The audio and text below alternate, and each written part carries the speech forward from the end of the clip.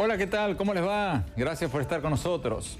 ¿Qué va a pasar con las presiones diplomáticas de México, Argentina, Brasil, Colombia, Perú y varios otros países latinoamericanos que dijeron recientemente que no van a reconocer los resultados de las elecciones del 22 de abril en Venezuela?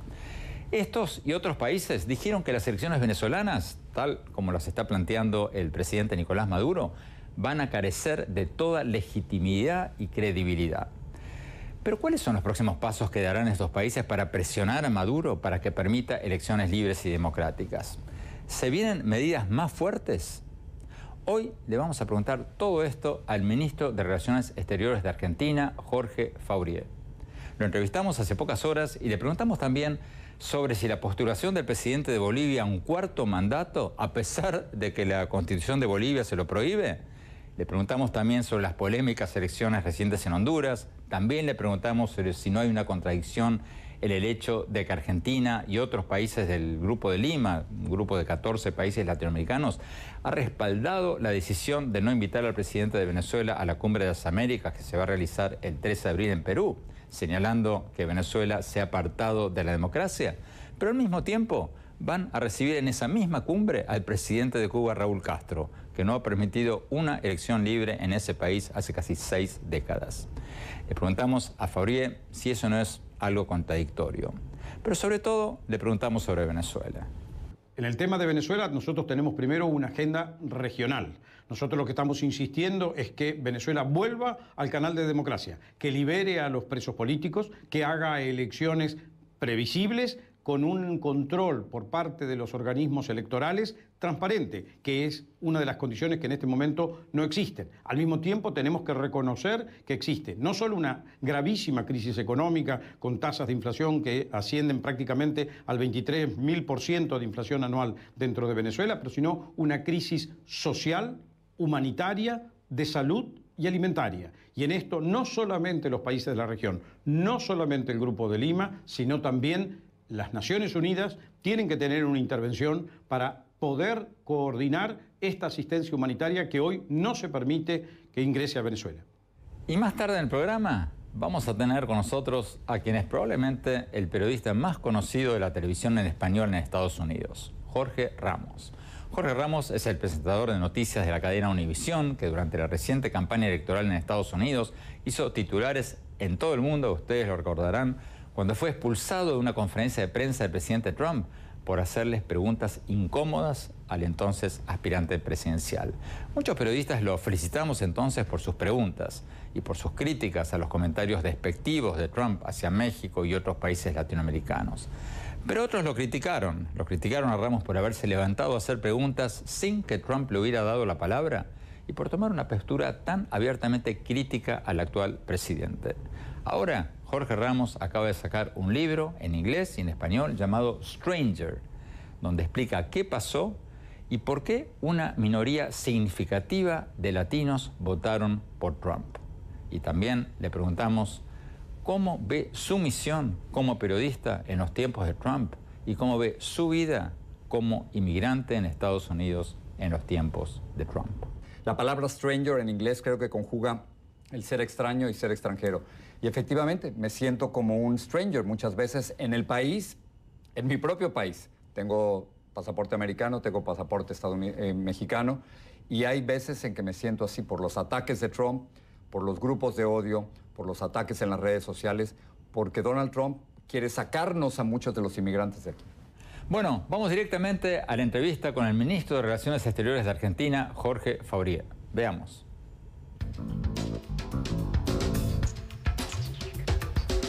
Ministro, muchas gracias por estar con nosotros. Argentina va a jugar un rol importante a nivel mundial este año como país sede de la reunión del grupo de los 20 países más grandes del mundo que se va a celebrar el 30 de noviembre.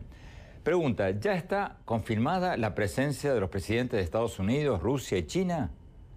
Estamos con la expectativa de que los principales líderes de todos los países miembros del G20 estén presentes. Hasta ahora todos los datos que tenemos hemos tenido posibilidad de dialogarlo tanto con la administración americana, en el caso del presidente Trump, con el propio presidente Putin cuando estuvimos en Rusia. Las indicaciones que recibimos de los representantes de China es que el presidente Xi Jinping además podría llegar a estar previamente en una visita bilateral. O sea que los principales líderes, pero esto no es de mérito en favor de ningún otro, porque también el presidente Macron, tanto como la canciller Merkel, nos lo confirmaron que van a estar en Buenos Aires a fin de año. O sea que esperamos tener un G20 que desde el punto de vista de la participación tenga asistencia plena. Va a ser la primera reunión del grupo del G20 que se va a realizar en Sudamérica. Argentina va a aprovechar su condición de anfitrión para plantear el tema de la crisis de Venezuela a nivel mundial. Todos los países tratan, cuando son anfitriones de mecanismos como el G20, tratan, por supuesto, de llevar adelante puntos que les son de interés dentro de la agenda. Argentina va a hacer esta tarea y esto lo va a hacer con una mirada, como usted dijo, de ser el primer país que en la parte sur del hemisferio organiza una cumbre del G20, en América Latina, con temas y perspectivas que nos da ser un país de América Latina. Obviamente, en la agenda latinoamericana está presente el tema de Venezuela. En el tema de Venezuela tiene que ver con esta situación, como fue lo que se planteó durante la presidencia alemana, con el movimiento de los sirios que impactaban en el movimiento migratorio dentro de Europa. En este momento todos los países de la región tenemos una gran preocupación con el impacto de la crisis migratoria que provoca el éxodo venezolano. ¿Qué van a proponer o decir sobre el tema de Venezuela?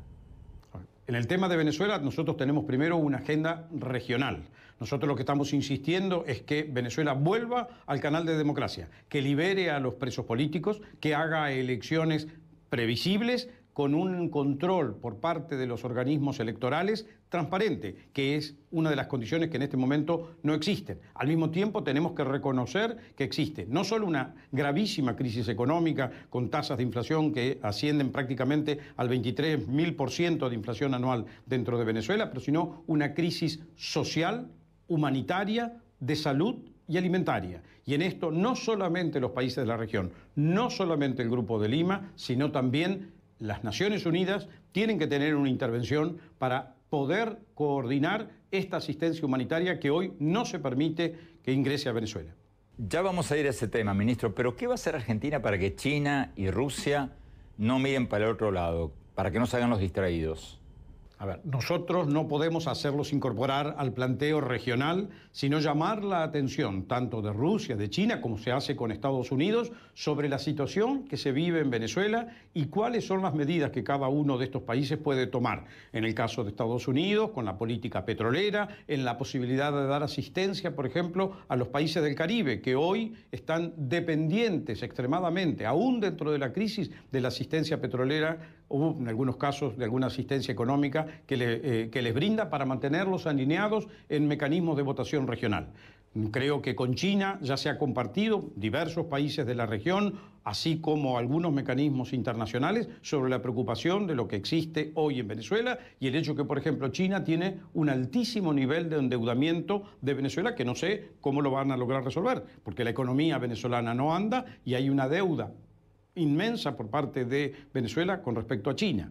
Y en el caso de Rusia, hemos compartido con Rusia, muchos de los países de la región, lo ha hecho Argentina, el diálogo sobre cómo se encuentra la situación venezolana y qué posibilidades tienen ellos de ayudar a que Venezuela recupere su camino hacia la democracia. Canciller, los ministros de los 14 países del Grupo de Lima, usted, sus pares de México, de Brasil, de Colombia, de Perú y varios otros países, se reunieron recientemente y firmaron una declaración diciendo que las elecciones que pretende llevar a cabo el presidente Nicolás Maduro el 22 de abril, dijeron ustedes, carecerá de toda legitimidad y credibilidad. Cierro comillas. ¿Pero qué significa eso? ¿Eso significa que no van a reconocer la reelección de Maduro? ¿No lo van a reconocer como presidente?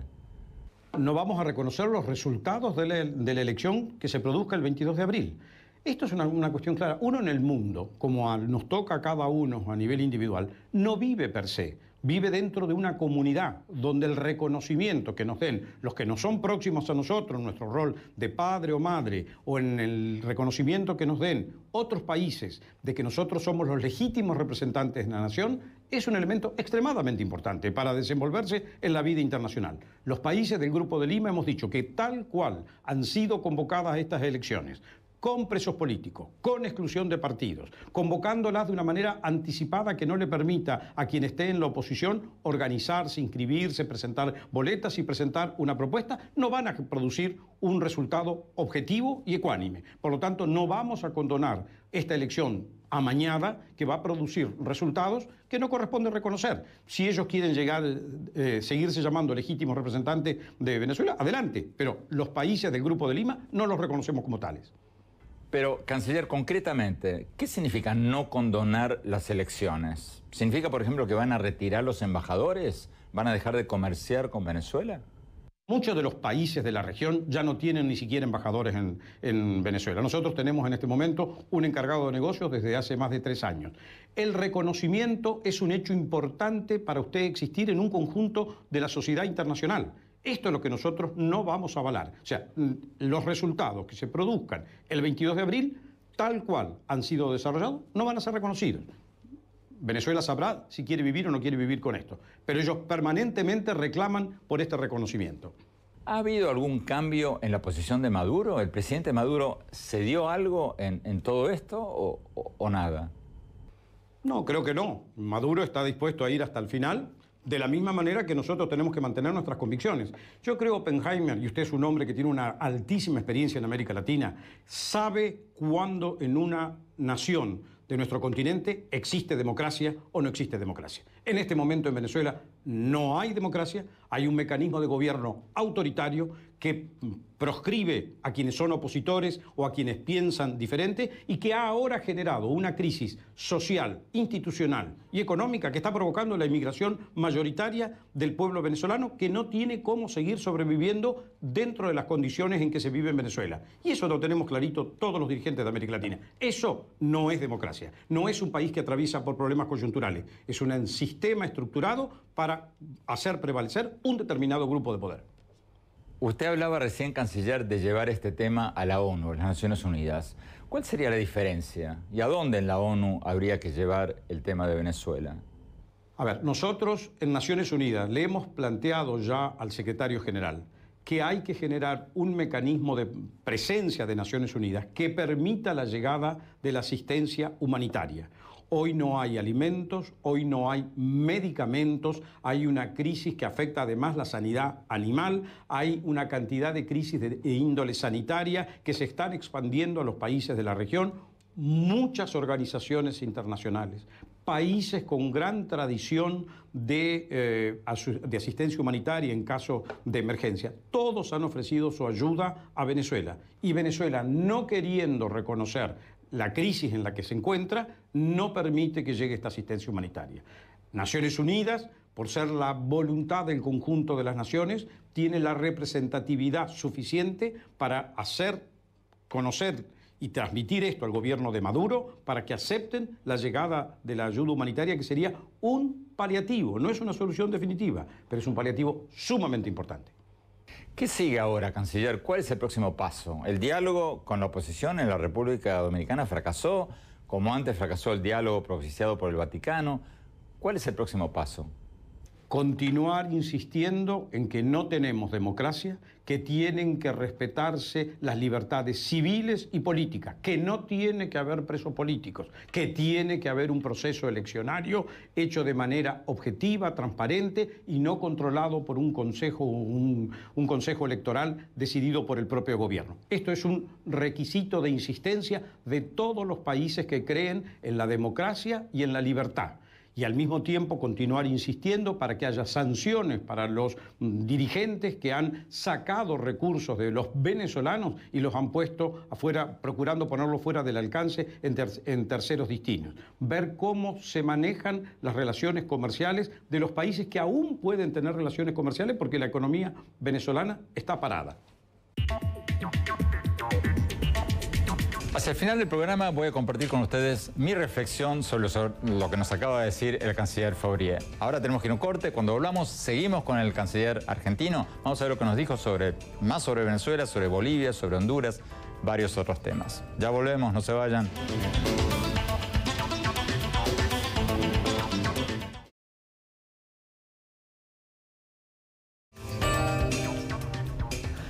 Gracias por seguir con nosotros. Estamos hablando con el ministro de Relaciones Exteriores de Argentina, Jorge Faurié. Sigamos con la entrevista.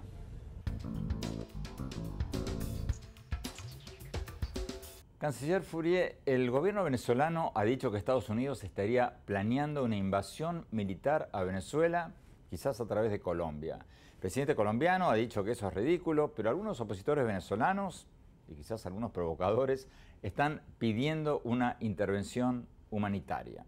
¿Usted cree que sería posible una intervención militar por motivos humanitarios en Venezuela?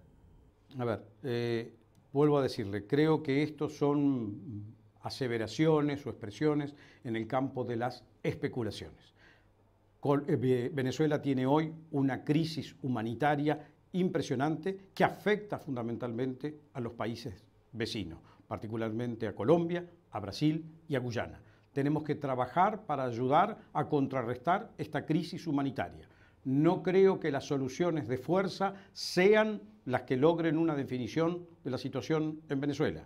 Pero, vuelvo a decirle, tenemos que trabajar todos para encontrar caminos de ayudar a los venezolanos que son afectados hoy por el régimen de Maduro. Usted hablaba recién de cómo afecta esta crisis a la región. Se habla de 2 y hasta 3 millones de venezolanos que han salido del país en los últimos años. ¿Cómo compara esto con otras crisis migratorias del pasado o del presente en la región y en el mundo? A ver, las crisis migratorias de América Latina no han tenido en plazos tan cortos flujos migratorios o de movimiento de personas tan numerosos como lo que está produciendo hoy la crisis venezolana, que es algo que tenemos que reconocer que está ocurriendo en este momento.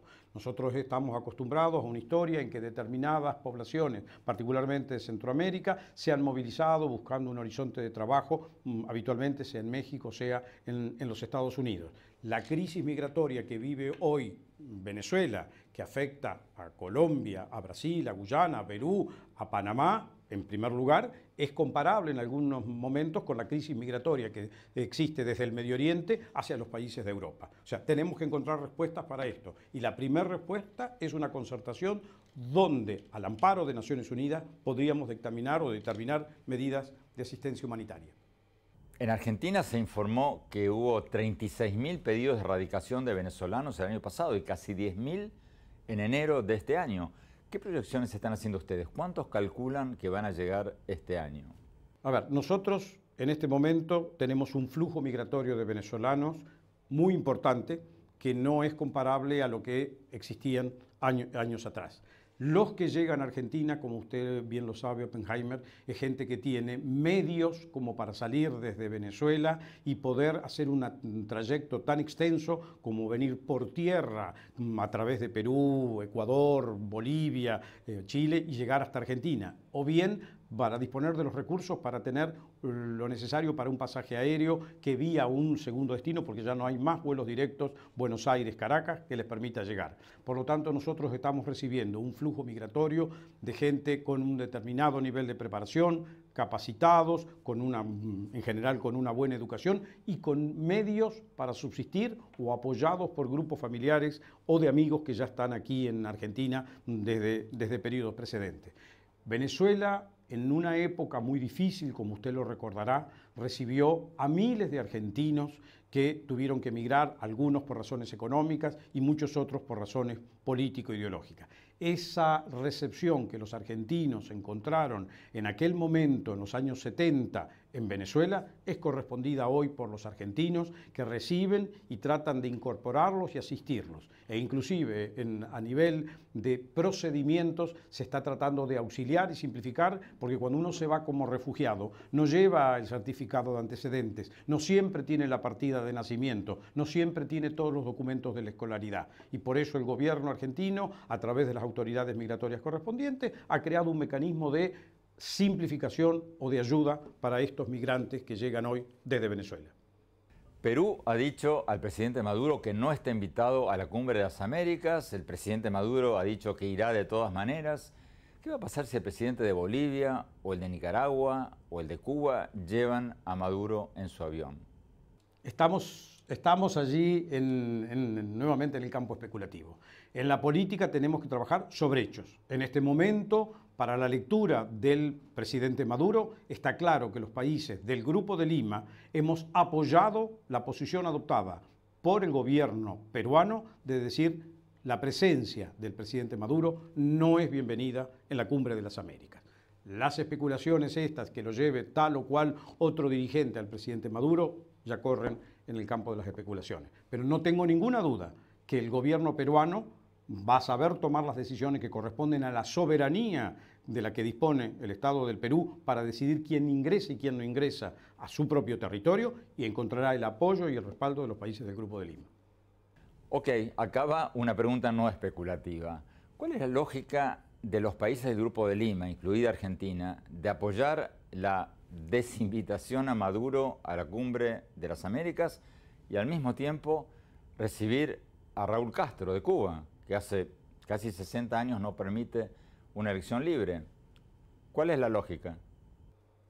A ver, la lógica de esto es, nosotros tenemos un país cuya trayectoria de democrática honró a casi toda la región, a punto tal que Venezuela fue, en los años 70, el lugar de refugio de todos aquellos que eran perseguidos por sus ideas políticas. En este momento, la tragedia que vive Venezuela por un mecanismo totalitario, autoritario, que no reconoce ni las libertades civiles ni políticas de sus connacionales, es lo que en el Grupo de Lima nosotros criticamos. En el caso del presidente Castro, es el proceso que se inició hace algunos años con miras a una mayor apertura dentro de Cuba y para un camino en los tiempos de Cuba hacia una mayor democratización. Ministro Fourier, hablemos un poco de Bolivia. El presidente Evo Morales está queriendo postularse para un cuarto mandato el año próximo, a pesar de que la Constitución de Bolivia lo prohíbe y a pesar de que Morales perdió en el referéndum que se hizo para ver si podía postularse una cuarta vez. ¿Por qué Argentina no critica el plan de elecciones aparentemente inconstitucional en Bolivia como lo está haciendo en Venezuela? A ver, no le corresponde a Argentina criticar algo que se ha hecho dentro de la legalidad boliviana. Si los mecanismos que sigue el presidente Evo Morales para poder presentarse a una nueva reelección son aquellos que prevé la Constitución de Bolivia, no le corresponde a Argentina hacer una crítica. En el caso de Venezuela, la Constitución dictada por el presidente Chávez es la que Maduro ha alterado completamente, inclusive llegando a crear una asamblea paralela que llaman la Asamblea Constituyente, desconociendo la Asamblea Legislativa correctamente constituida, que es la Asamblea Nacional. La diferencia está que en el caso de Venezuela alteramos y no cumplimos con la Constitución, y hasta donde ha llegado el proceso boliviano en este momento está dentro de las previsiones legales que van a requerir una interpretación de la Corte Suprema Boliviana. Pero usted sabe que la Constitución de Bolivia le prohíbe presentarse para un nuevo mandato, ¿verdad? Está bien. A ver, la Constitución de Bolivia no tiene la previsión, por lo tanto, a menos que se haga una corrección de la Constitución que sea aceptada por todos los bolivianos, estaremos en un conflicto de intereses aquí. Finalmente, canciller, ¿cuál es la postura de Argentina frente a los planes del presidente Trump de hacer un muro en la frontera y de deportar a millones de indocumentados latinoamericanos? Nosotros seguimos con gran atención todo lo que son las decisiones que va tomando en cada momento la administración de los Estados Unidos. Hasta el momento no hay el muro al cual usted hace referencia y vemos toda una discusión pública al interno de los Estados Unidos sobre cuáles son los alcances de las leyes migratorias y cómo impacta esto a distintos grupos, sean de aquellos que nacieron ya hijos de inmigrantes dentro de Estados Unidos, los inmigrantes que ya están sin la green card o sin sus papeles. O sea, vamos acompañando y reaccionando en función de lo que hay, no de la especulación. Vuelvo a decirle, la pregunta, el muro que usted hace referencia, por ahora no está. No quiero terminar, canciller, sin referirme a la otra crisis política, la de Honduras, donde hay versiones encontradas sobre si hubo o no fraude en las últimas elecciones presidenciales. ¿Cuál es la postura argentina? Nosotros hemos tenido observadores que han participado, han acompañado las elecciones de Honduras, tenemos los informes que han hecho los observadores internacionales y todos indican que se ha cumplido con un proceso razonable y transparente. Tenemos que ir a un corte. Cuando volvamos, vamos a hablar con Jorge Ramos, el periodista de habla hispana más conocido de Estados Unidos, que acaba de sacar un nuevo libro. Ya volvemos.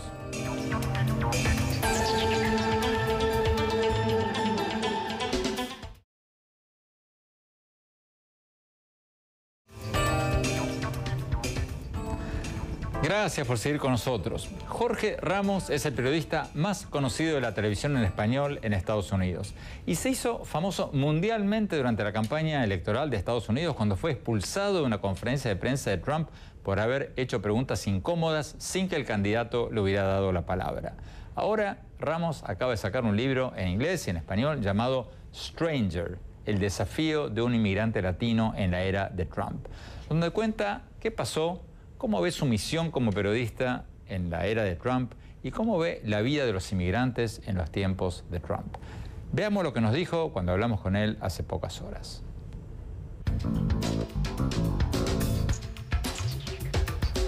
Jorge Ramos, muchas gracias por estar con nosotros. Gracias por invitarme, Andrés. Jorge, tú eres el periodista de habla hispana más conocido de Estados Unidos, 3.2 millones de seguidores en Twitter, según la revista Time, uno de los 25 latinos más prominentes de este país. Todo es trabajo de equipo.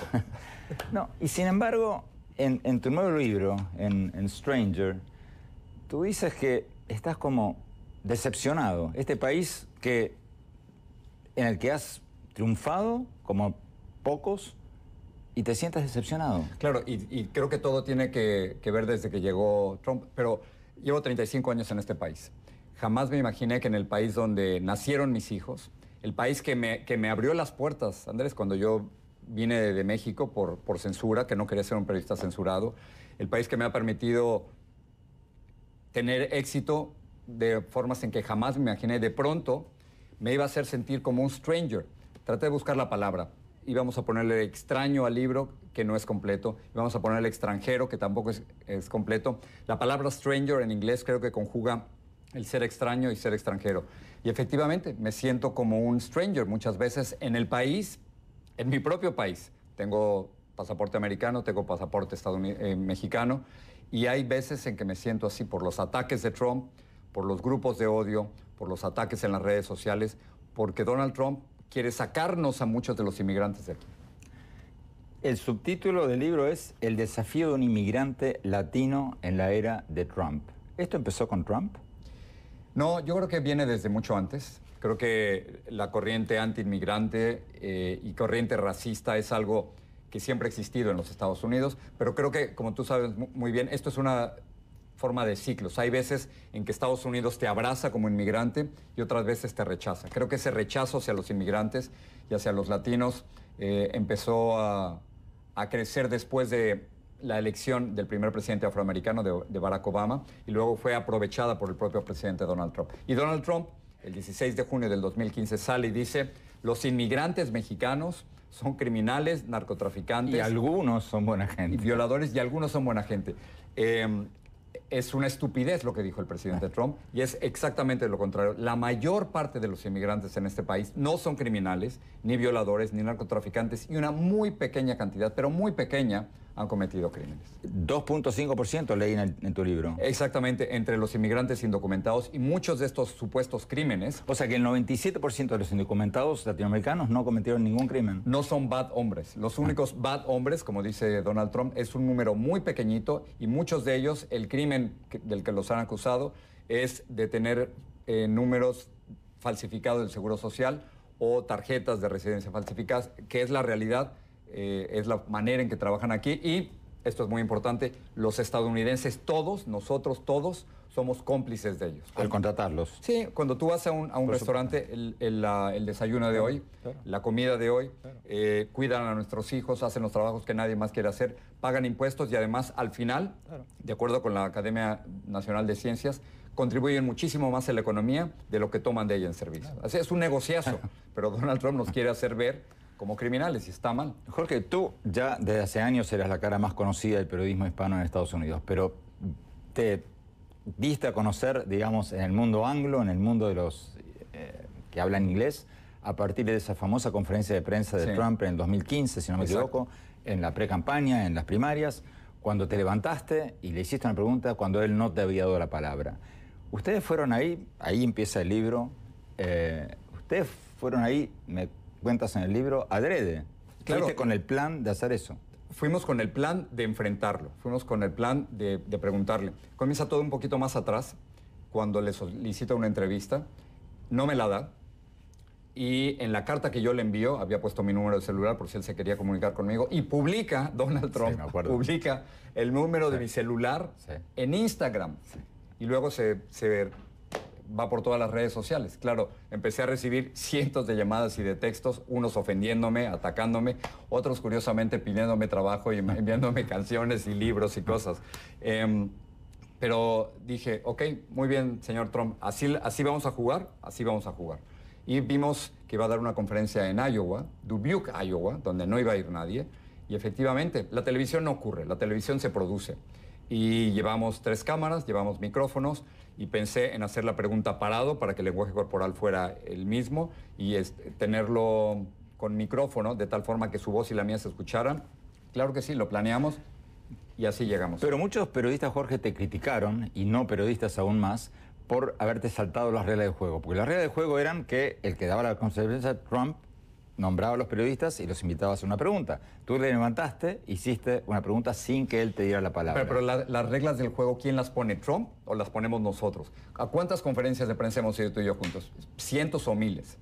Y muchas veces uno pregunta no cuando te dan la palabra, sino cuando hay ese pequeño espacio, ese silencio en el que tú sabes que puedes salir a hablar. Si yo espero, imagínate, Andrés, si yo voy a Dubuque, Iowa, con 3 cámaras y un equipo de 6 o 7 personas, y yo espero a que Donald Trump me dé la palabra después de que publicó mi número de celular por internet, seguiría esperando todavía. O sea, ¿qué voy a hacer como periodista? O me impongo con mis preguntas, o dejo que él me dé la palabra y entonces digo, ay, perdón, voy a llegar con mi jefe y le voy a decir, oye, ¿sabes qué? Donald Trump no me dio la palabra en la conferencia de prensa. En ese momento, no se Jorge, puede, no es así. En ese momento, en esa conferencia de prensa ahí en Iowa, donde imagino la mayoría de los periodistas en esa conferencia de prensa deben haber sido locales o de los estados del norte de Estados Unidos. Y de las cadenas que lo seguían. ¿Te sentiste acompañado o tus colegas, nuestros colegas, como que dijeron, ¿y este qué hace acá? Mis colegas siguieron las reglas del juego y entonces ellos querían hacer la pregunta.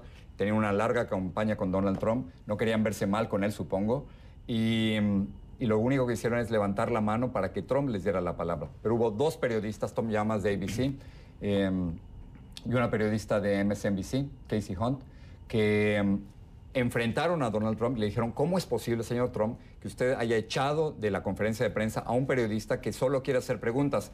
Poquito después, Hope Hicks, que ahora está en problemas, su principal asesora de prensa, sale al pasillo donde me había echado un guardaespaldas. Por cierto, el único otro guardaespaldas que me había evitado hacer una pregunta era el guardaespaldas de Fidel Castro, pero esa es otra historia. Hope Hicks me dice, puedes entrar, pero tienes que esperar a que te toque tu turno. Le digo, yo solo entro si a mí me aseguran que yo puedo hacer mi pregunta. Dice, trato hecho, entré y efectivamente, una vez que me veo a Donald Trump, me dice, Mr. Ramos, y le digo, Mr. Y Trump, y ahí me paré e hice mis preguntas. Que esa parte, por cierto, la gente no sabe.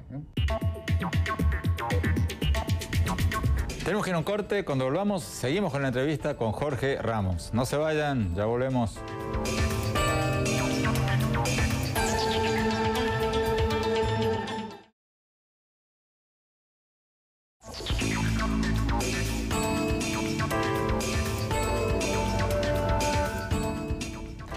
Gracias por seguir con nosotros. Seguimos con la entrevista con Jorge Ramos, el periodista más conocido de la televisión en español en Estados Unidos, que acaba de sacar un libro llamado Stranger, el desafío de un inmigrante latino en la era de Trump.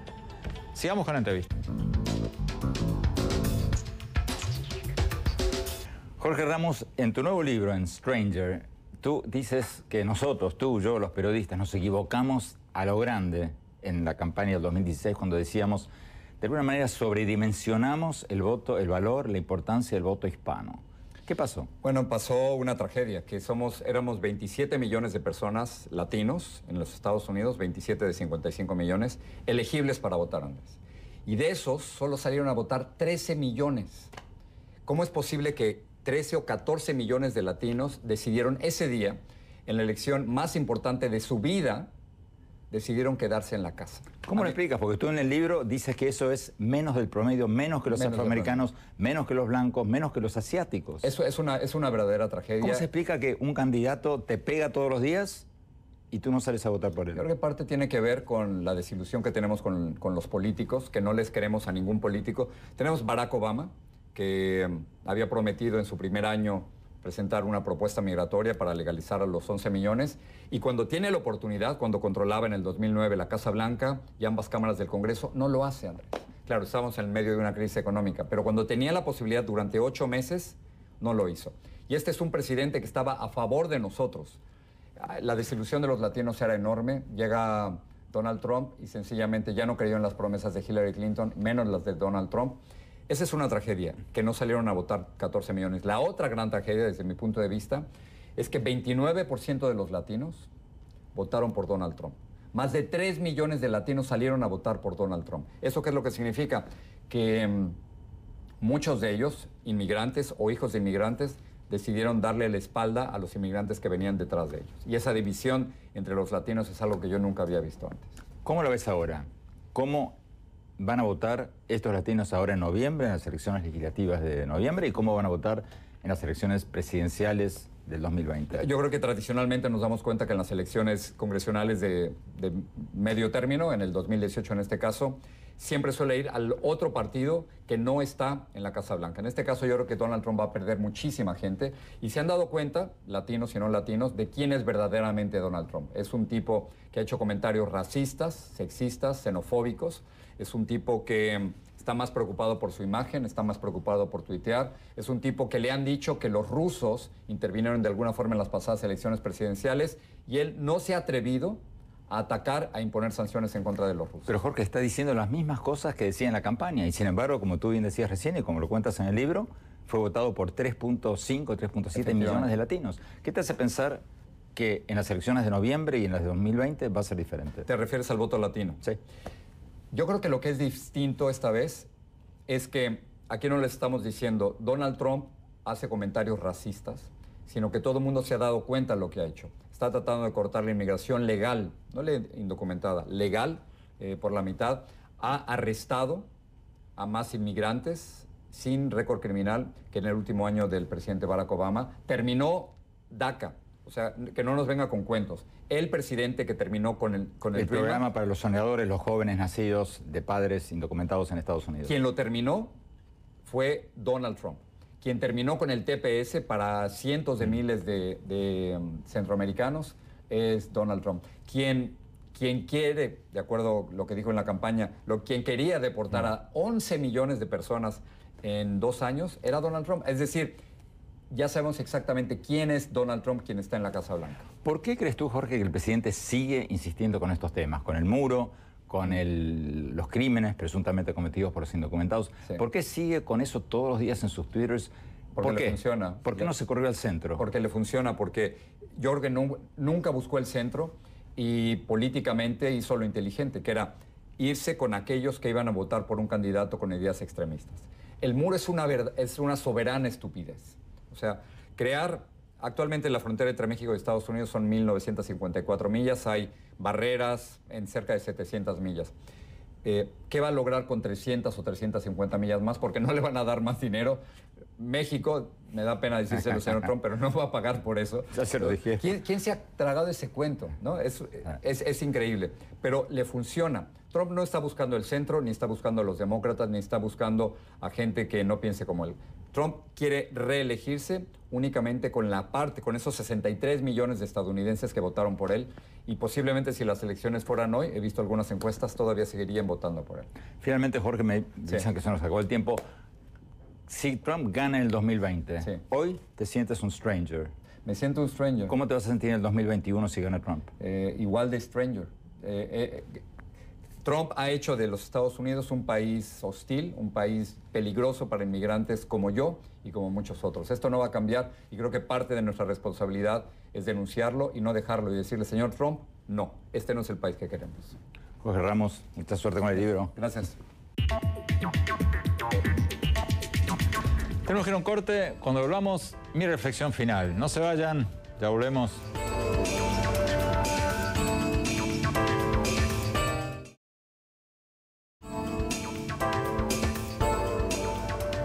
Muchas gracias por seguir con nosotros. Al principio del programa de hoy, el canciller de Argentina, Jorge Faurié, nos decía que la crisis de Venezuela está produciendo un éxodo masivo de ese país y una crisis migratoria regional que se parece a la de los refugiados sirios en Europa. Y nos hablaba sobre la necesidad de medidas regionales para presionar a Venezuela a que permita elecciones libres, sin prohibiciones de partidos políticos, sin líderes políticos presos, con un tribunal electoral independiente y con observadores internacionales creíbles. Y como cada vez que un alto funcionario latinoamericano sale a pedir el restablecimiento de la democracia en Venezuela, el gobierno de Venezuela seguramente va a invocar el principio de no interferencia en los asuntos internos de su país y a decir que se está interfiriendo en los asuntos internos de Venezuela. Mi análisis, acá hay dos principios en juego. Hay un principio de no interferencia y hay un principio de no indiferencia. Ambos tienen su lógica, pero cuando hay una crisis humanitaria que está llevando a cientos de miles de personas a que crucen las fronteras a países vecinos, cuando un gobierno le quita prácticamente todas sus funciones al Congreso democráticamente electo, cuando un gobierno encarcela a los líderes opositores y no permite elecciones libres, no se puede esgrimir el principio de la no interferencia. Eso sería un cheque en blanco para que todos los presidentes acaparen poderes absolutos. Tiene que regir el principio de no indiferencia. Eso no significa apoyar una intervención militar. Yo he entrevistado a los presidentes de Argentina, de Perú, a varios otros países latinoamericanos, y todos me dijeron que no apoyarían una intervención militar a Venezuela. Y en Washington, que yo sepa, tampoco hay apetito para una intervención militar en Venezuela. Pero una cosa muy diferente es aplicar sanciones a un país para que cumpla con los tratados internacionales como la Carta Democrática Interamericana, que lo obligan a respetar su propia constitución. Eso es muy diferente. Cada país tiene el derecho soberano a decir, yo no voy a invitarte a una cumbre, no voy a invitar a una cumbre a un país que encarceló a sus principales líderes opositores, o yo no voy a reconocer a un gobierno que le quitó prácticamente todos sus poderes al Congreso democráticamente electo. Eso es otra cosa. Y en ese sentido, los países latinoamericanos tienen todo el derecho y la obligación de aplicar el principio de la no indiferencia. Bueno, los dejo con esa reflexión. Recuerden que pueden ver todas mis columnas del Miami Herald y nuestros más recientes programas de televisión en nuestro sitio de internet andresoppenheimer.com. Si se registran ahí, van a recibir por email todos mis artículos del Miami Herald y nuestros últimos programas. Les recuerdo la dirección, es andresoppenheimer.com. Y también síganos por Twitter, en el Twitter @OppenheimerA y en nuestra página oficial de Facebook. Gracias por habernos acompañado y espero verlos la semana próxima.